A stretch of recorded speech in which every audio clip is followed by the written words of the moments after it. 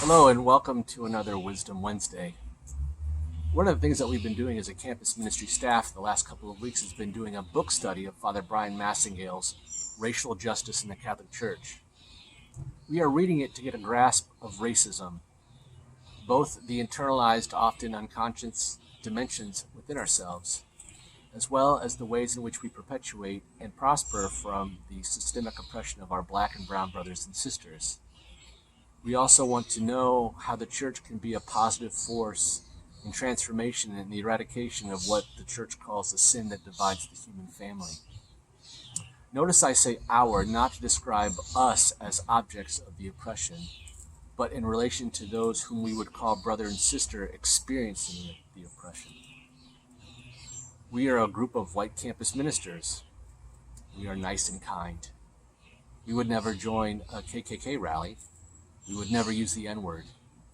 We would never shut the CSC doors to our Black and brown students who come to worship or participate in any of our programs. And I'm sure you would feel the same way. For many of us good white people, we think this is the beginning and the end of what racism means: personal proclivities and interpersonal relationships. Our whiteness protects us from the realities of the systemic and persistent racism that we as a nation have built into the very fabric of what it means to be an American, to be America.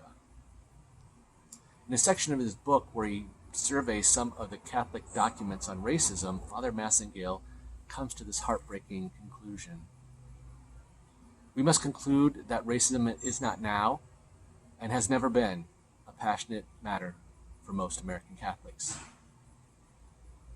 So how can we as individuals confront our own racism and seek to transform and heal it? How can we as a faith community hear this prophetic call and respond with grace and humility and love? I'm going to offer some suggestions, not because I am perfect or done. I am, in many ways, a racist in recovery. I acknowledge that no matter how hard I work at eradicating racism from my soul, that I am in no way guaranteed to succeed. So I turn to my Maker and declare my powerlessness to it, in hopes that our loving God will continue to call me to conversion and I can respond to a yes each and every time. I will use the time-tested and true model of Catholic social action. If you are unfamiliar with this model, it is a way of engaging the world to bring about justice based upon gospel values. It has 3 steps: pray, reflect, act. So I invite you to pray. It is only with God's love and grace that we can walk this road. There are many prayers and meditations on praying against racism out there online. You can join one of our students on our Instagram account. She's been guiding us on a 54-day novena to end racism and police violence. Our life, rooted in prayer, will be given the grace to transcend performative anti-racism to one of true solidarity and allyship. I invite you to reflect. This reflection has 2 parts. The first part is social analysis. So I invite you to read books by Black authors, watch TED Talks on racism, go to talks on racism, seek and find the ways racism has been integral into the foundation of where you live, or where you go to school, or what church you attend. The second is theological reflection. Read the church documents on racism. What do the scriptures have to say to us about racism? Are you reading Black Catholic theologians and other wisdom authors? Finally, action. What are you going to do to end systemic racism? How are you going to be part of the solution? What are the steps that you can take to confront the racism in your own heart in the world you live in?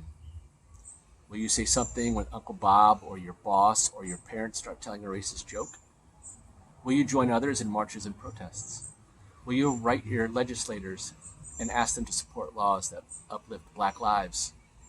Do you talk to your children about this? Will you call us out when we fail to live up to being the body of Christ? Each step should lead us deeper into the next. Each act of prayer should spur us to want to know more. The more we know should invite us to act in more ways, more difficult and challenging. Those actions will need to be fortified that only prayer can offer, and so on and so on.